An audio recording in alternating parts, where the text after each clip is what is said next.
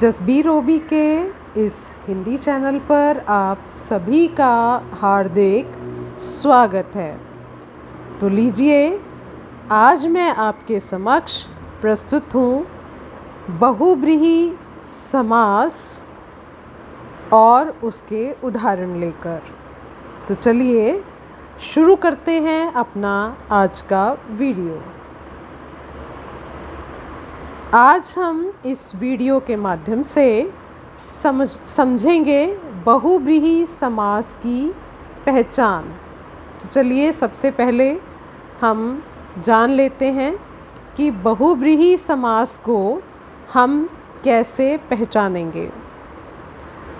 समास में आए पदों के अर्थ को छोड़कर जहाँ किसी अन्य विशेष अर्थ की प्रधानता हो वहाँ बहुब्रीहि समास होता है।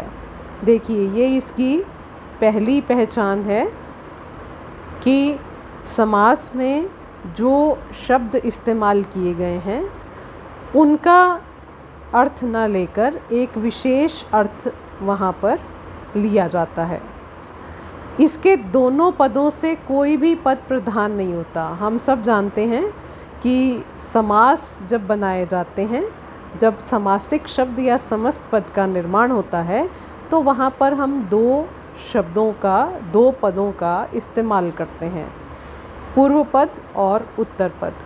लेकिन यहाँ पर इस समास में कोई भी पद प्रधान नहीं होता है। तीसरी पहचान है, दोनों का समासिक शब्द अपने से अलग किसी तीसरे पद का विशेषण बन जाता है। यानी उन दो पदों से, पूर्व पद और उत्तर पद के इस्तेमाल से जो समासिक शब्द हम बनाते हैं वो किसी तीसरे पद का विशेषण बन जाता है, यानी किसी तीसरे की तरफ इशारा करता है और उस व्यक्ति विशेष के एक विशेषण के रूप में वो प्रयोग किया जाता है। उदाहरण हम इसके देखते हैं, जैसे नीलकंठ, अर्थात इसका जो विग्रह हम करेंगे वो करेंगे नीला है कंठ जिसका, अर्थात शिव। तो यहाँ पर नीला है कंठ जिसका, ये एक व्यक्ति विशेष, एक देव विशेष के लिए विशेषण का कार्य करता है और ये शिव के लिए प्रयोग किया जाता है। तो हम ये समझें कि बहुब्रीहि समास में एक विशेष व्यक्ति या किसी भी विशेष वस्तु की तरफ इशारा किया जाता है। तो चलिए इसके और उदाहरण हम करते हैं ताकि इसको और अधिक स्पष्ट किया जा सके। बहुब्रीहि समास के अन्य उदाहरण देखते हैं। पहला देखिए, चतुर्भुज। अब इसका विग्रह हम करेंगे, चार हैं भुजाएं जिसकी, चार हैं भुजा, भुजा यानी बाहें, अर्थात विष्णु। अगला उदाहरण है गोपाल, गायों का पालन करे जो, अर्थात श्री कृष्ण। श्री कृष्ण को गोपाल नाम से भी जाना जाता है क्योंकि वो गो पालक थे। गोपालक यानी गाय को पालने वाला। अगला उदाहरण है दशानन, दश हैं आनन जिसके, दश हैं आनन जिसके, अर्थात रावण के लिए ये विशेषण प्रयोग में लाया जाता है, दशानन कहा जाता है उन्हें। पीतांबर, पीला है वस्त्र जिसका, अर्थात विष्णु। तो यहाँ पर भी विष्णु भगवान के लिए आया है पीतांबर। लंबोदर, लंबा है उदर जिसका, अर्थात श्री गणेश। वीणा पाणी, वीणा है पाणी, पाणी संस्कृत का शब्द है जिसका अर्थ है हाथ। वीणा है हाथ में जिसके, अर्थात देवी सरस्वती। चंद्रभाल, चंद्र है भाल पर जिसके, भाल यानी मस्तक, चंद्र है भाल पर जिसके, अर्थात शिव। तो इस प्रकार हमने देखा इन सभी उदाहरणों में किसी न किसी महत्वपूर्ण व्यक्ति का नाम आ रहा है, किसी न किसी देवता का नाम आ रहा है। तो चलिए कुछ और उदाहरण देखते हैं। बहुव्रीहि समास के अन्य उदाहरण हैं, जैसे अंशुमाली। अंशुओं का अर्थ है किरणें, किरणों की माला रखने वाला। किरणों की माला रखने वाला कौन है? सूर्य। सूर्य देव के लिए ये नाम लिया जाता है अंशुमाली। अगला उदाहरण है अष्टभुजा। अष्टभुजा, अष्ट यानी कि 8, 8 हैं भुजाएं जिसकी, यानी कि दुर्गा। अगला उदाहरण है एक दंत। एक है दंत जिसका, अर्थात श्री गणेश। पवन पुत्र, पवन का पुत्र है जो, अर्थात हनुमान। सिंह वाहिनी, सिंह है वाहन जिसका, वाहन यानी जो सिंह पर सवार होती हैं। सिंह है वाहन जिसका, अर्थात दुर्गा।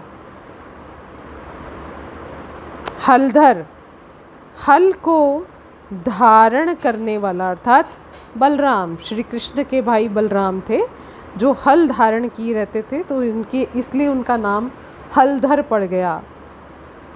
त्रिलोचन, त्रि यानी 3, 3 हैं लोचन जिसके, ये नाम भी शिव के लिए आता है, शिव के लिए लिया जाता है। मुरलीधर, मुरली को धारण करने वाला, अर्थात श्री कृष्ण। ये जो शब्द है ये भी श्री कृष्ण के लिए प्रसिद्ध हो गया है। मुरलीधर, मुरली को धारण करते हैं वो। चतुर्मुख, 4 हैं मुख जिसके, अर्थात ब्रह्मा।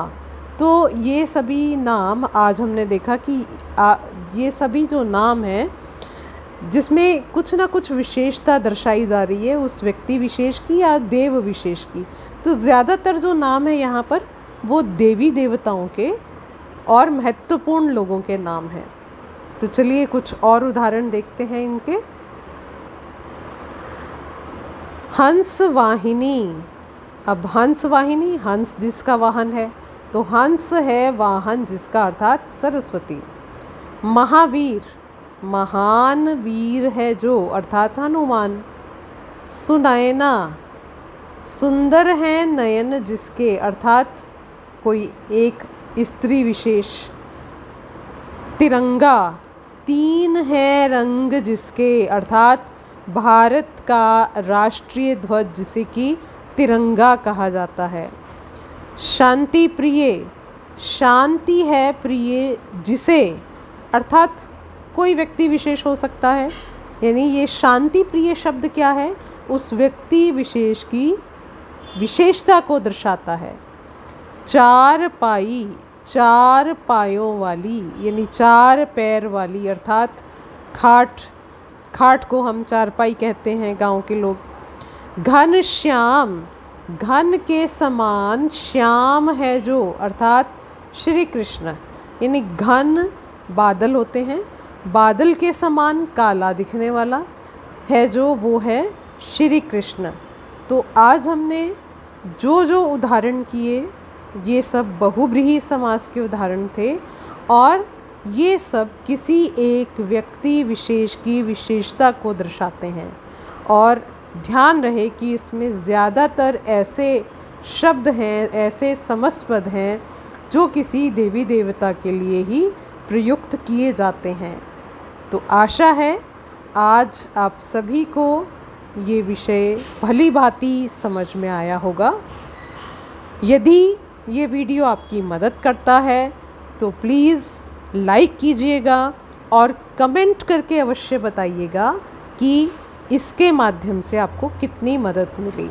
एंड सब्सक्राइब करना नहीं भूलिएगा। धन्यवाद।